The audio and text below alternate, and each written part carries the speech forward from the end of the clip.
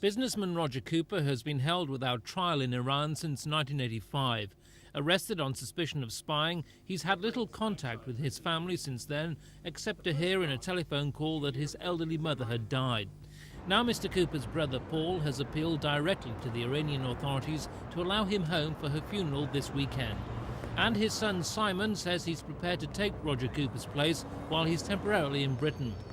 Today Mr. Cooper has been telephoning the Swedish embassy in Tehran, who are looking after Britain's interests. But so far the Iranians haven't responded to the offer. That's a pity. It would have been a great pleasure to have had Roger back, and it's very sad that he can't be there for the funeral. We're all very close to my mother, and not having seen her for 4 years, at least to come back would have been something. What do you think Roger's reaction would be if he knew you'd made this offer?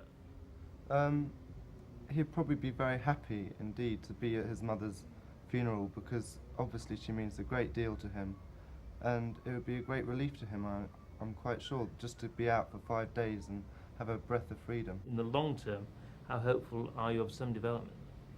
I would be very disappointed if Roger wasn't out by Christmas.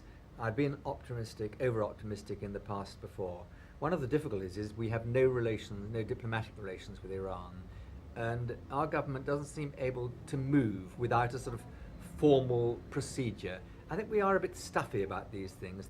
If this latest attempt fails, then the Cooper family will continue their pressure on the Iranians. Hopes now rest on the current improvements in relations between Iran and the West continuing. Ken Andrew, Thames News. And still to come, the return of a British hero. How the lizards have stopped the trains. And George Graham previews the football season.